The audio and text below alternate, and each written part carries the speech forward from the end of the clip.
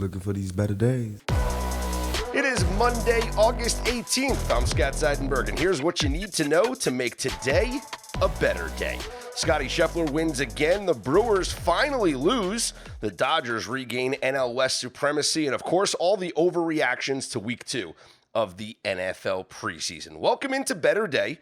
And it is a better day because we have a new audience here. For those of you who were following along on Straight Out of Vegas AM and are now shifting over to this Better Day podcast feed, welcome. Thank you so much for joining in this journey. And I want to just give you guys a shout out and say that I do this for you, the audience. We love you guys, and we're going to have some of your favorite old contributors to Straight Out of Vegas AM will join us here on the Better Day podcast, and there will be plenty of content available for you as well on our website. That's right, betterday.com is up and ready to go. We got some articles there, some research. We'll have picks as well, but it's about creating a community for you guys, the audience, and thank you so much for being a part of this journey. Subscribe, like, wherever you get your podcasts from. We'll also have a video presence on YouTube as well, so excited to get rocking and rolling, and very excited to welcome in for our debut episode, hopefully a frequent contributor to Better Day. He is Jared Smith. Jared, I couldn't think of anybody better to join me here because it's NFL preseason, and of course we overreact to everything we see in the NFL preseason, and I feel like you more than anybody else have a level head when it comes to these things during the NFL preseason. Well, Scott, it is a better day indeed. Better days indeed ahead. I appreciate you having me on for this venture. I think what you have done, and we've obviously interacted plenty in the past, I think the space needs more level-headed people. So I hope you join me in that fight as we continue to try to, I don't even want to say educate, but just kind of continue to just be ourselves and be authentic and try to help people get engaged in the space in a positive way. The NFL right now is these markets, man. The preseason's been wild. So week 1, it was all about the overs. We saw that, I don't want to say come back down to earth. I think overs slightly ahead so far in week 2. Yeah, 8-7 to the over in week 2 and 8-7 to the favorites. And that sounds about normal. So what I glean from that is, week 1 numbers were a little bit off. That's when we say like you can beat the preseason, that's what we mean. But then week 2, they adjust very quickly. I saw a lot of totals get up into the 40s and, a lot more coin flippy with those games late, especially in the second half when those, I was watching the Bears Bills game tonight. I was on the over 39.5, got in early. So was I. 38. Man, you tell me a team scores 38 points and we don't hit over 39.5. I'm like, man, that's just not our night. So again, it's a fun market to cap. I'm excited for there to be a little bit more stability, but let's be honest. Once we get into the regular season, it'll be other things that are throwing the games, throwing the numbers through a loop. Yeah, I tweeted out last night. Bears first and goal at the 3-yard line with 2 minutes left, and they kneel the ball out for the game to land under with 38-0 the final score. But let's overreact to what we saw last night in that Bears game because it was our first opportunity to see Caleb Williams in this Ben Johnson offense. And I have been very vocal, Jared, as coming out and saying I think the Bears start off the season slowly. In week number 1, I've already bet the Minnesota Vikings. I've given it out in multiple podcasts, multiple shows. I like the under in that Monday Night Football game to start the year as well, because I think, at least my belief was, that with all the reports coming out of Bears training camp about how clunky this offense looked, pre-snap miscues, whether it's penalties, false starts, delay of games, or just the inability to get everybody lined up correctly, I thought those issues were going to show its ugly head in the first game of the regular season. But last night in the preseason, it didn't. And I thought Caleb Williams looked good in this. Granted, he's playing against backups and guys that might not even make the roster on the Bills. But I think he handled himself pretty well for what I had very low expectations for in this Ben Johnson offense early on, I should say. Yeah, the only starter on the field was Cole Bishop for the Bills defensively. And that matters, and we need to frame that. But two things can exist here, Scott.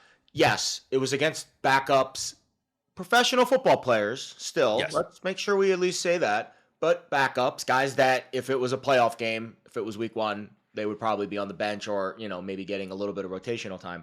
But another thing can also be true. Caleb Williams played within the structure of the offense. The timing was sound. The accuracy looked good. He was going out of play action. That's something he didn't do last year. That's something Jared Goff did very well last year. And you saw a lot of pre-snap motion. You saw a lot of advanced level concepts, and Caleb Williams looked to be a little bit more comfortable, a little bit more snappy, a little bit crispier. That doesn't mean it's going to look that crispy against maybe the Bills' first teamers, but I still liked what I saw. Honestly, I don't think it's an overreaction to say he's taken a step. How big of a step, and how long is he going to be able to kind of, the new scheme, sometimes they start fast and then they kind of tail off late. I could see really the Bears, that's a tough game week one, especially because you're facing the Brian Flores defense. But now that we've seen it flip to 1.5 on the other side, I wouldn't be shocked if the Bears now become a very popular teaser leg in week one. Oh, 100%. If it stays at that price, maybe what we've seen from Caleb Williams over the last, game is enough to maybe move that number back to Chicago being a favorite, which is where it started. But I do think there is, cautious optimism about how he played. For sure. And one of the things that I liked what I saw last night was the involvement of the tight ends. I am on Colston Loveland at 30-1 to be the offensive rookie of the year. It's a long shot for a reason, but I love him in this Ben Johnson offense. Like, we know what Ben Johnson does with tight ends. Sam Laporta, before we saw Brock Bowers break a record last year, Sam Laporta was the monster rookie tight end.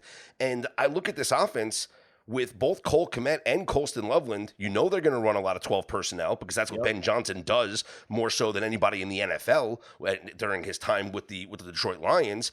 And I think Loveland's more of a spread out wide type of tight end. Kmet had a big long catch last night. I think the tight ends are going to be a major part of this offense. If you're looking for prop bets, if you're looking for fantasy stuff, I would look at the tight ends here in this Bears offense for receptions, yardage, touchdowns, all of the above, because I think that's going to be Caleb Williams' best friend. We always say the tight end is the quarterback's best friend, but I think in this offense specifically for Ben Johnson and Caleb Williams, it will be both tight ends.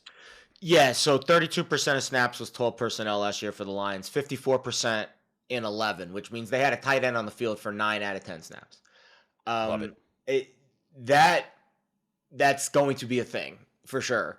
Meanwhile, the Bears last year were 3 wide at basically an 80% rate. So I'm no math major, but if you have 3 receivers and 2 tight ends on the field, that means no running back. That just doesn't work. I think you're going to see a lot of 11 for sure, but a lot of 12 too, I think, for the Bears. At least 30%, you would think. So yeah, if those 2 guys are going to both be on the field 3 out of 10 snaps, I like my chances. I think you got some upside there, especially with some touchdown props. I mean, the tight end touchdown props. Can we bet a Loveland 2 tight end or 2 touchdown prop for week one, or maybe not week one against the Vikings, but maybe at some point?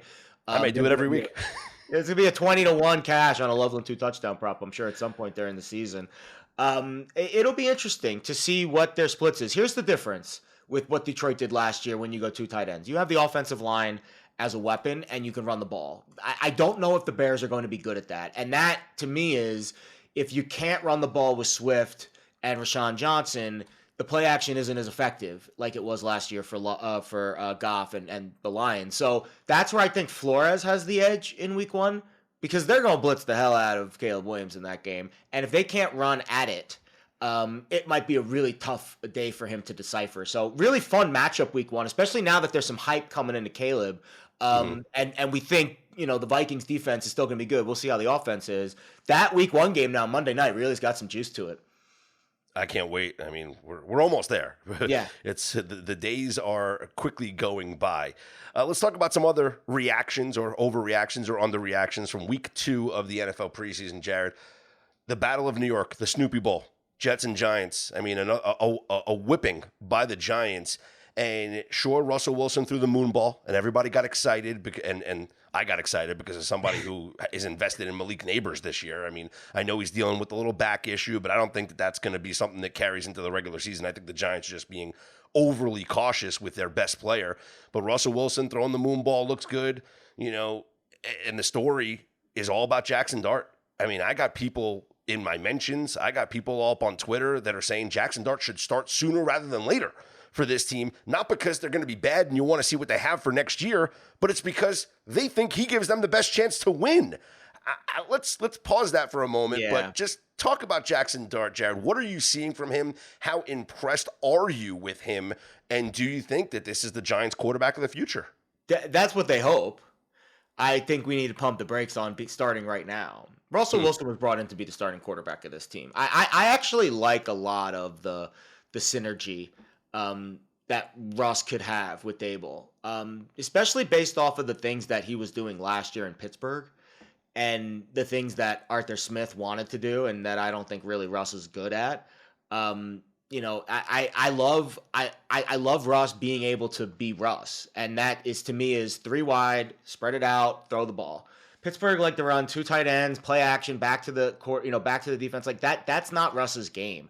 Russ is effective in shotgun, spread it out, get it out quick, be on time, and then throw the moon ball. But I do think the offense in New York suits him much better. And that roster, listen, that defense is good. That defense can get after you. Yeah. That's why I don't think it makes sense to start Jackson Dart right now. I think they can go 9-8 with Russ. And they can make the playoffs in the NFC with Russ. If Dable's able to squeeze the last drop of talent out of Russ, I think you can go to the playoffs with him. Dart, the ceiling's probably higher, but I think the floor is considerably lower. Go back and watch the film Ole Miss against Florida in the end of the regular season last year when it looked like Ole Miss had a chance at the playoff and he just kind of gave up on the team. And I think right now things are going well because there's not a lot of pressure on him. And I think if all of a sudden you thrust him into the starting role in New York, I think if things go south, they go south quick. As you know, my friend, you have been in that market. It is a tough market to eat in. So I would definitely not start Jackson Dart. That's an overreaction to me. I think Russ is the guy right now.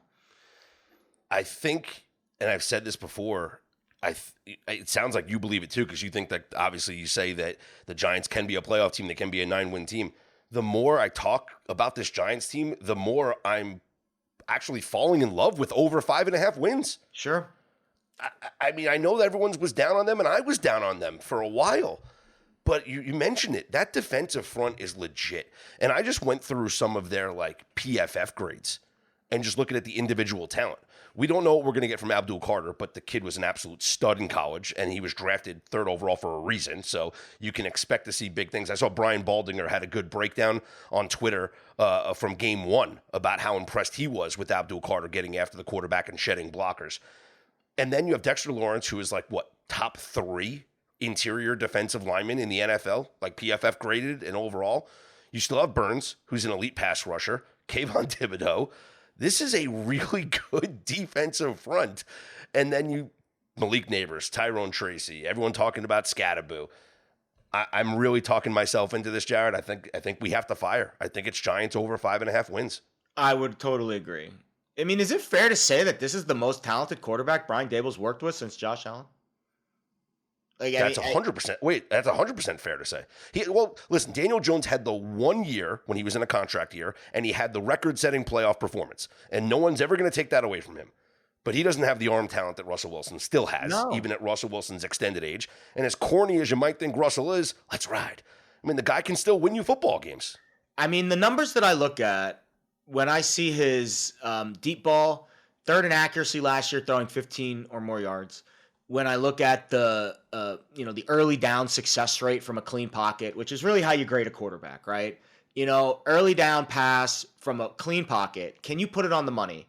He's top 10 in a lot of categories last year, out of 43 quarterbacks last year in that metric. So I think, he tailed off late. The Steelers kind of fell off the map. I think if you put him in a better situation with Malik Neighbors and a great defense, I honestly, I think you're going to catch some lightning in a bottle there. That game week 1's interesting. Honestly, Washington, I bet, is going to be a huge survivor pick. You can't take Washington. You can't. First off, I can't, but I'm sure they will be selected. They're going to be one of the biggest favorites of the week, right? Is there any chance? So this line was 7. It went down to 6.5, and I think a lot of that had to do with the Terry McLaurin situation, right? I think he's going to sign, by the way. I'll put it on the record right now. I think he's going to sign. They wouldn't have activated him unless he's going to sign. Exactly. I agree with you. And I think a lot of the line move, it's some people say, oh, it's about the Giants looking decent or positive news from the Giants. No, it's about Terry McLaurin and his uncertainty. So that's why you're going to get you see the line go from -7 to -6.5. Is there a chance it gets back up to 7? Because I want the Giants at +7. Yeah, that would be a good. And I'm sure if you shop around, you could probably find it. But I think that's the week 1 bet to be made right there. Is Giants +7. And I think there'll be a few. I'm sure there'll be a few. If you have a bunch of survivor entries, I'm sure there'll be maybe it won't be the most popular pick of the week, but there will be some people on Washington at home. Jaden Daniels, all the hype. I'm sure they'll see that line against the Giants. Although the Giants did a lot. I think there's 2 teams that have stood out to me on the positive side: Seahawks and Giants so far in the preseason. And I don't know if I trust Sam Darnold. I don't know if I trust Russell Wilson, but I think both of those guys, at least their run games, their defenses, their pieces around them both look good.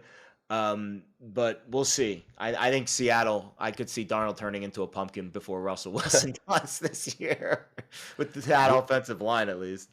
What'd you make of Ashton Genty's performance? Listen, the kid's going to have every opportunity, right? I mean, he's the lead back for what's going to be a run-first offense there in Vegas. Yeah. He's the overwhelming favorite to be Offensive Rookie of the Year, rightfully so. And he looks good. He looks really – I mean, he ran over a guy. Obviously, that's the highlight reel that everyone's playing from the past weekend. But he looks like the real deal. Last year, the Raiders running backs ranked 32nd in success rate, 32nd in EPA, 31st in yards per carry, 30th in explosiveness. I mean, I could keep going. It's it's absurd. They had the worst running back group in the league. I don't think any team, you talk about the the most talented quarterback that Dable's worked with.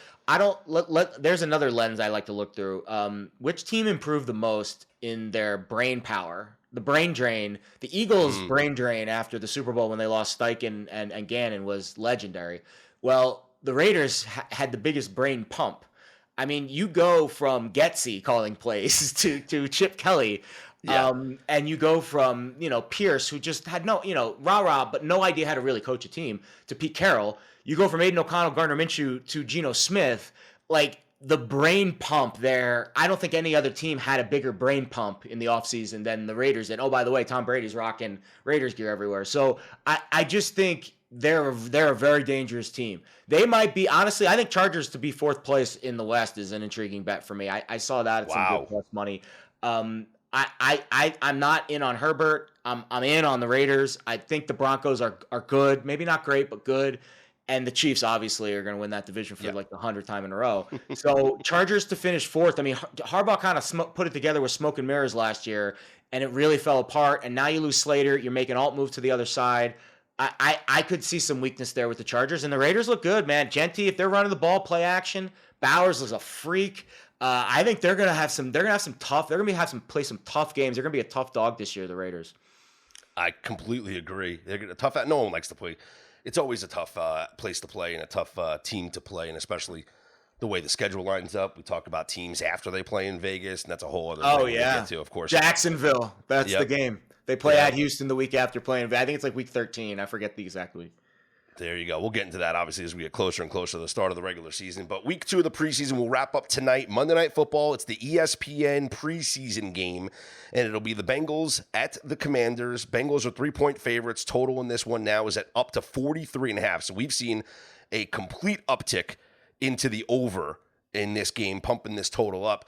Now, a couple of weeks ago, when Zach Taylor first came out and said that he was going to play his starters more in the preseason, this was the game that I circled. Now, obviously, Jared, we didn't have a line on this game, 3 weeks ago, but I said I didn't think that Joe Burrow and the starters would play much in the first week of the preseason. I was wrong. They played multiple series.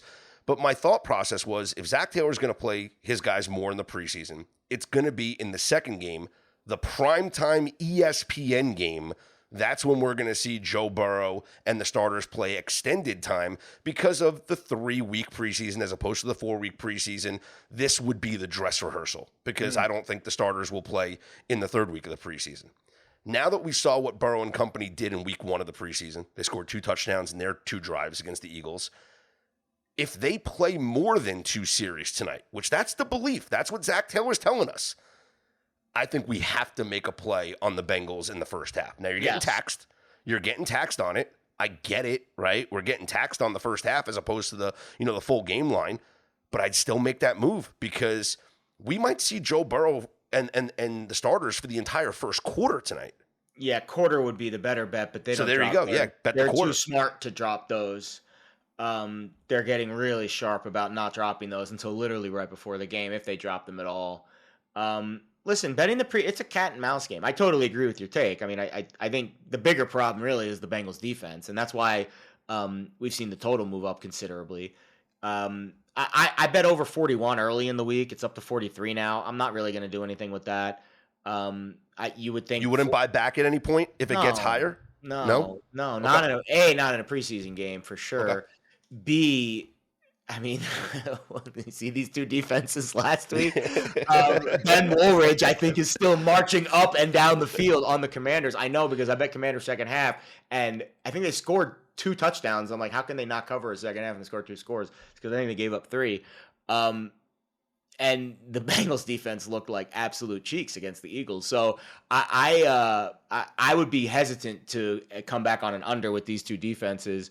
But yeah, I mean, it looks like the game's back up to 4.5. I bet Commanders 4.5 early, like a week ago, right when it dropped, and then it went down, and now it's back up. That would be what I should have came off of. I should have came off of with Bengals once some of that news dropped. But I think these lines are moving too much with the news drop. Like even if Burrow plays the full quarter, Scott, like there's still 3 quarters. Like, and this Bengals second unit is very thin. So I still think these lines move too much when that news breaks. So would you take a look? Because I'm looking at FanDuel right now. Bengals minus 180 for the first quarter. Bengals minus 2.5 for the first half. I got to be honest. I'm not going to sit here every day and say, guys, we're going to bet minus 190s. We're going to bet minus 200s. We're going to bet minus 225. But when you find value in a line, if I see it at minus 180 and I think it should be north of minus 200, it's a bet that I'm going to be made. And if I think I have a pretty good feeling that Joe Burrow and these starters we saw them play 2 series last game, and Zach Taylor said they're going to play more in this game. I think Bengals minus 180 first quarter is the move. I would agree because the push is also in play. 7-7. You might only get 2 possessions in a first quarter. That's the thing. You don't realize how slow these possessions sometimes happen. Like you're sitting there and they're driving the length of the field, and then all of a sudden there's 8 minutes left and they scored, and you're like, wow, we might not get a full possession again. If Washington, like let's say the Bengals get the toss, receive, they march down the field and score, but there's 8 minutes left in the first quarter. Well, if Washington goes on a 5 or 6 minute drive, Cincinnati's not going to be able to score again. So that's where the first quarter I would rather play money lines or be on the dog side. Or the plus if when you get the plus a half is always the plus any amount of points because the push is so prevalent in the first quarter because these drives take time. How many times do we see it? How many times do we see it, right? Where like the drive, they're at the 5-yard line, and then all of a sudden they just let the first quarter run out, and then there's they score no urgency. That's why I used to back in my idiot days. I'd be like, oh, first quarter unders, because there's no urgency. And then I think there is something to that very simplistic handicap because I have won a few first quarter unders where it's first and goal from the 3 with 30 seconds left. They run it, stopped at the 1, and then they just walk 99 yards to the other end of the field. It's a very good feeling. But I've been on the other end of them too. I think Bengals first quarter. Yeah, I would probably lay on the money line. One final NFL note before we transition to Major League Baseball. There was a trade that went down yesterday. The Eagles acquiring wide receiver John Mechie from the Houston Texans, reuniting him with his Alabama teammate in Devontae Smith. What do you make of this move? A.J. Brown, red flag. Really? Yeah. Okay. I mean, listen, we talked about it the other day. I mean, the Eagles, I think there is leash for them to have a slow start because they are the Super Bowl champs. But when I'm analyzing an offseason, the first thing I think about is who's the guy in the quarterback's ear. Is that voice changing? It not only changed, I don't really know who it is. Like, I think I know who it is. They're kind of telling us who it is. But this Scott Loeffler guy is a really intriguing character. And I have a friend who's the team reporter for the Eagles, and she can't get an interview with him. And if she can't get an interview with him, nobody can, because she's the team reporter for the freaking Eagles.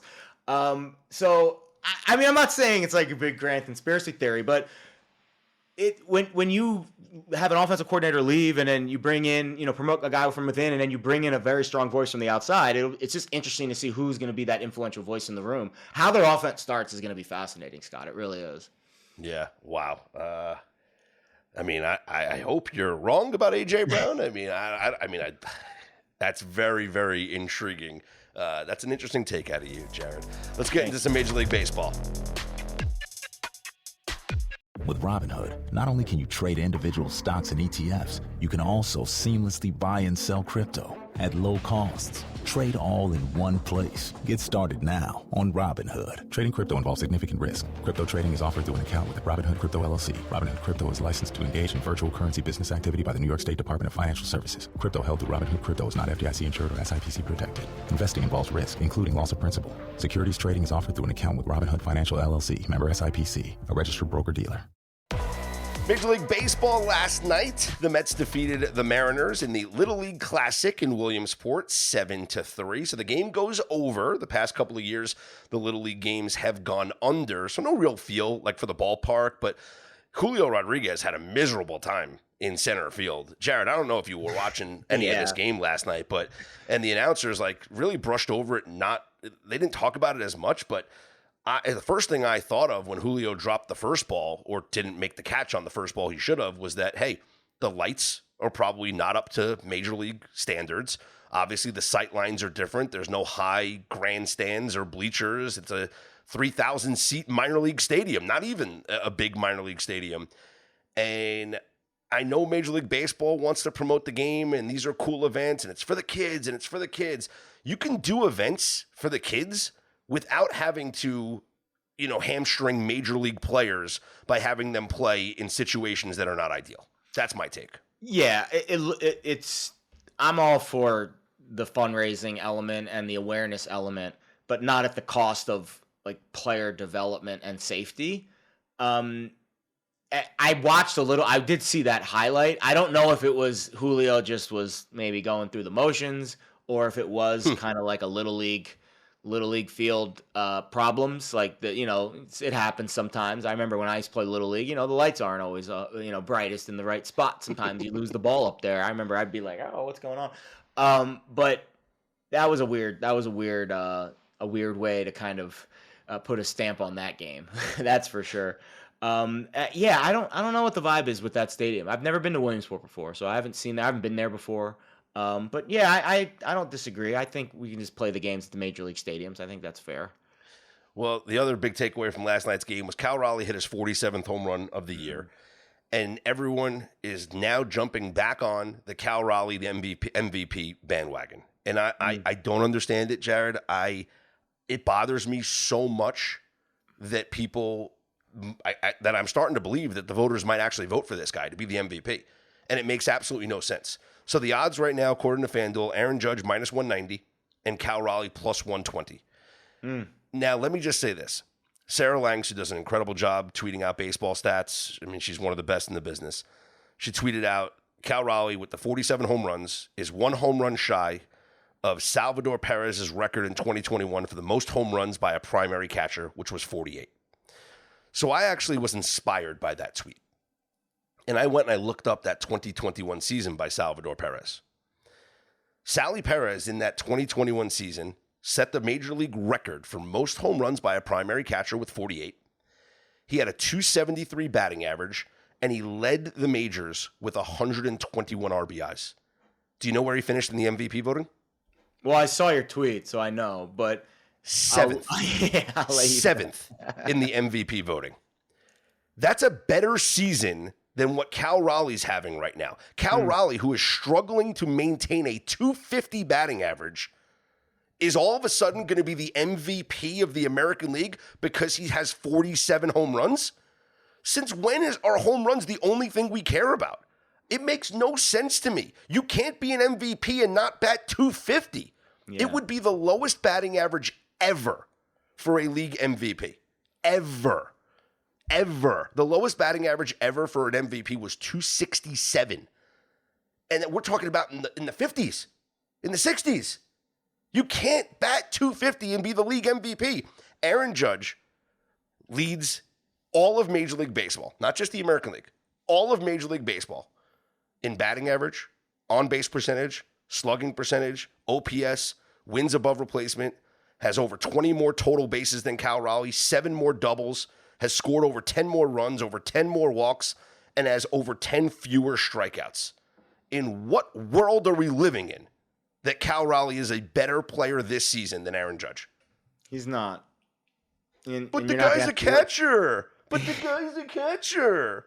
You're not going to have to worry about him having the lowest batting average of any MVP because he's not going to win MVP. It kind of reminds me of the discourse last year with Jackson Merrill and Paul Skeens in NL Rookie of the Year.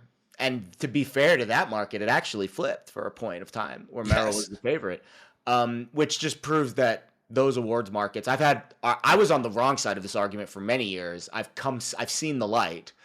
I used to think that the actual numbers were predictive. They're really not. They're incredibly reactive. And they really don't. They don't like the bridge jumper markets, as our pal Fez says, are usually pretty solid. But these where it's minus 190 plus 120, it's not like a huge gap. Like that's not predictive. That's not really telling the story of what Aaron Judge is compared to what Cal Raleigh is. That is the narrative seeping into the number. And I think that's where, there's value. I think Judge maybe should be like a $3 favorite, $4 favorite, even maybe closer to $5. I think the injury risk is there. He can go down again for the last month, and then I think Raleigh can win it. But barring that, if Judge just, stays the course, cruising altitude, I don't see a way that Raleigh wins it. And one final note that I tweeted out last night, Aaron Judge has been intentionally walked 28 times this year. That's the most in Major League Baseball. Cal Raleigh's been intentionally walked 12 times. Yeah, he doesn't strike no fear one in the hearts. Exactly. Yeah. Real baseball people know. You're not worried. Who cares about home runs? You're not worried about pitching to a 250 hitter. You're worried about pitching to Aaron Judge. Yes. That's all anybody should know about. Because you know what? As much as like we baseball fans like to say this and think that we know more than the baseball people, right? Major League Baseball managers know more than us. Okay? Major League Baseball GMs know more than us. All right? If they decide the player that they fear more is Aaron Judge over Cal Raleigh, we should believe them. They also have more data than we do. So let's just get that out of the way. So again, Judge, MVP, Cal Raleigh. Nice home runs. They're cool. It's nice. Nice season. Really nice season. Like, yeah, I tip my cap. Like, he's going to hit Silver probably Slugger, awesome. Give him the awards. Yeah, great. Yeah, just not the MVP. He's not the most valuable Albert player. Bell had some really good years, too. Never won MVP. Brady Anderson hit a bunch of home runs. It was really cool. Over the weekend, the Dodgers reminded the Padres who is their real daddies. You see what I did there? Padres, fathers, daddies. It's very clever. The Dodgers sweeping the Padres over the weekend and regaining supremacy now in the National League West standings. 3 games up on the Dodgers. Look, there was a time, and they're going to play again next week. And this time it's going to be at Petco. So if the Padres return the favor, that'll be great. But last week I was saying the Dodgers, their free fall is bad. This is dangerous for them. I don't care about the names. It's the Padres now. You got to bet the Padres. You got to bet the Padres. You got to bet the Padres. But here they were. They had every opportunity in the world, and they couldn't win a baseball game. They lose all 3. Now, am I really going to now put my reputation on the line and say I want the Padres to win the division now? Dodgers are back up to a minus 475 favorite in the National League West. It's over. The NL is a very narrow race this year. It's a 2-team race. It's Philly and it's LA. I just don't see anyone else coming out of the National League besides those two. You don't trust the Brewers. The Brewers who just had their 14-game winning streak snapped. They're peaking very soon. I think the Brewers are going to do what the Brewers always do, which is bow out in maybe the CS, but probably the DS. The AL is spicy. The Yankees might be the best team, and they're in 3rd place in their division. The Astros are hotter than a pistol. Seattle's got some magic, but I don't think they're, they could get hot, but I don't think Seattle's going to be that team. I don't trust the Central. I don't trust Toronto. Boston is interesting, but Crochet didn't look good today.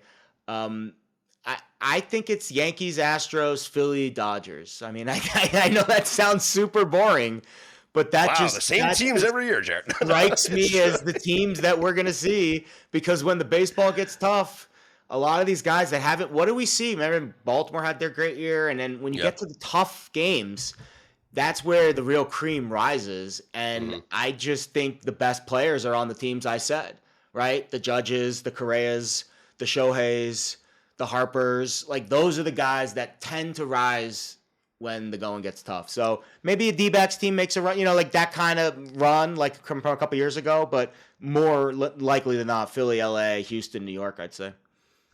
All right, well, let's take a look at the schedule for today, which starts with a double header, and it is a big series in the National League Central. The Brewers now with an 8-game lead over the Cubs, but they're going to play 5 times this week. This is unbelievable. So this is an opportunity now for the Cubs. Game 1 scheduled to be Cade Horton for Chicago and Freddie Peralta for the Brewers. Now, same recommendation I always give you when looking at betting doubleheaders. Always make sure you list pitchers, because the managers could decide to change things at any given notice and say, I want this guy in game 2, this guy in game 1, whatever, and pay attention to the bullpen usages also in game number 1 when you're looking at your bets for game number 2. So game 1, Cade Horton and Freddie Peralta.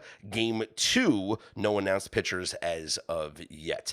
Elsewhere, the Astros will be at the Tigers. Spencer Arrighetti on the mound for the Astros. Jack Flaherty goes for Detroit. Cardinals are at the Marlins. Matthew Liberatore for the Cardinals. Yuri Perez for Miami. Blue Jays are at the Pirates. Kevin Gausman for Toronto. And Paul Skeens on the mound for the Pirates. Pittsburgh minus 115, Jared. A low price here for Paul Skeens. I think it's because the team can't score any runs. Sure. I've been many a times on his first 5s, and it's either 0-0 or 1-1. And it's like, I mean, I don't think the juice is worth the squeeze. I haven't looked it up, but I'd be willing to bet you're down ROI Skeen's first 5s this year. Well, how about this for a potential wager? So last start against Milwaukee when he got roughed up, right, was the first time all season that Skeens allowed a run in the first inning. Yeah, that's crazy. Do we Even go Murphy King? Do we go back to the well, Kevin Gausman, and then Paul Skeens? Does this feel like a nerfy to you? Yeah. I mean, you're going to pay 70 cents, but sure, the ball could hit a pebble and go into left field and you're screwed. Listen, you know me, I love the nerfy. The one thing I've learned over the years about it, it is the most random bet ever. For example, on Sunday, Phillies Nationals, I always play the early Roku nerfy at when the games start at 11:30 Eastern. It's like 9-1 since they started the stupid thing. Today, it was walk, ground ball to third, error. The Phillies scored in the top of the first without recording a hit. Unlike a first 5, you can't overcome that. It's over. The bet's done. You lost. You're right. So it's cruel. And it messes with your head when you do it over a long period of time. But yes, likely that bet will win, but probably not worth the squeeze unless you enjoy heartburn. Minus 160 right now up on FanDuel. It'll probably go overnight. It'd be a decent bet you bet it Sunday night. It'll probably wake up Monday morning, probably be minus 180. Mariners are at the Phillies. Logan Gilbert for the Mariners and Ranger Suarez for the Phillies. This technically is the Sunday night fade. And for those who are new to this program, I have been a proponent of the Sunday night fade this season. And what is the Sunday night fade? The Sunday night fade is when you bet against the teams that play on Sunday Night Baseball and then have to travel for a game on Monday. This season, you are 11-3 fading those teams. Very good trend. The only teams that beat you, Jared, mind you, the Dodgers twice. Wow. And the Tigers a couple of weeks ago beat the Twins, and I came on my Straight Out of Vegas pod, and I said, do not bet the Tigers because the Twins just traded away everybody at the deadline, and I understand the Tigers were the Sunday night fade, but I said, do not fade the Tigers because I do not trust the Twins to win. So if you just took my advice and you stayed away from the Tigers there, and maybe you just said, hey, I'm not betting against the Dodgers when they're in Miami against the Marlins or whatever, you're crushing this Sunday night fade. But again, 11-3. Now here's my one hesitation. Where was the game last night? Pennsylvania. Williamsport, Pennsylvania. Williamsport to Philadelphia is a 3-hour car ride. Yeah. I would imagine they're not taking a bus.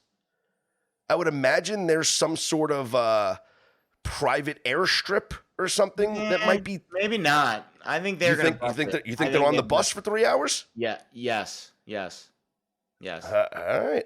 All right. Well, if that's the case, then we're playing the Sunday Night Fade, because then they get in I think the wee hours of the night. We might be able to find out. That's a good question. The Mariners. I would think that they, let's see if we can look something up real quick. 'Cause I would think that it would be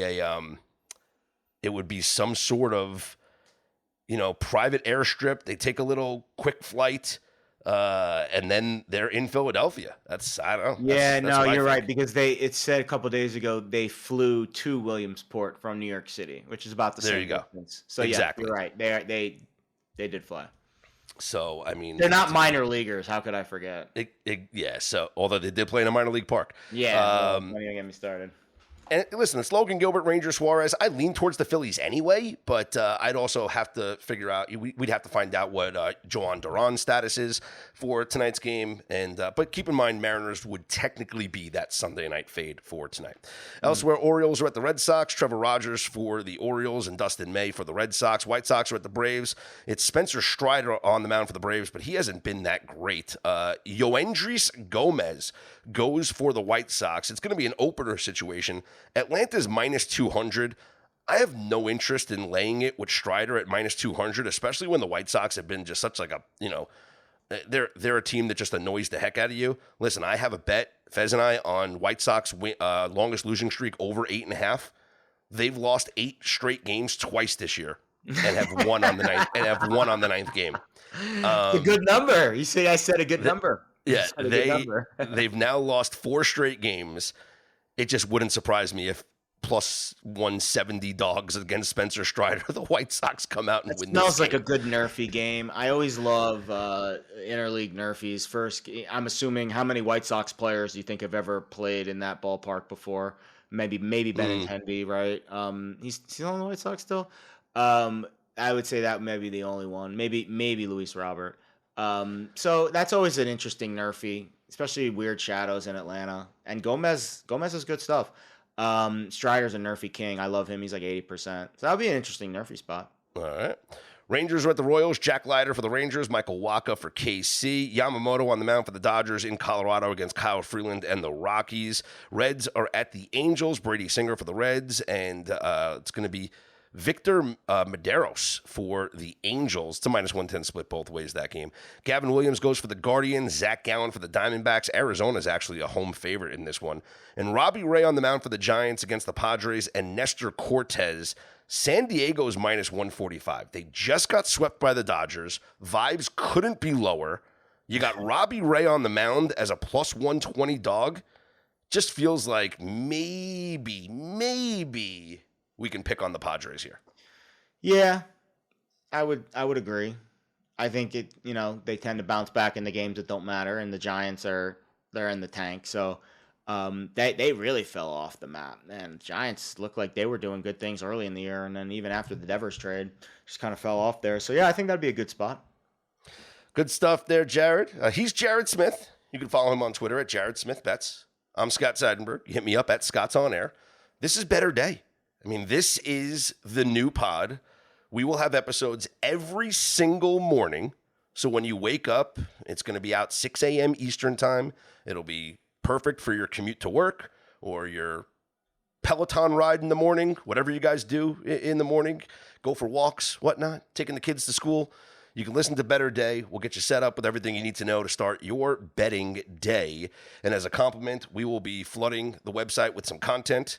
There's 2 articles up right now. One article on the favorites trend that happened last year in the NFL, with favorites winning at a historic rate, and some other stuff that's going to be coming up, including the team that you must play in week 1 of Circa Survivor. We call that a tease in the business, Jared. You're a professional. There you have it. Thanks so much for tuning in. Don't forget, like the podcast, follow it, subscribe wherever you get your pods from, Apple, Spotify. Hit us up on social media as well. For Jared Smith, I'm Scott Seidenberg. Make sure you make every day a better day.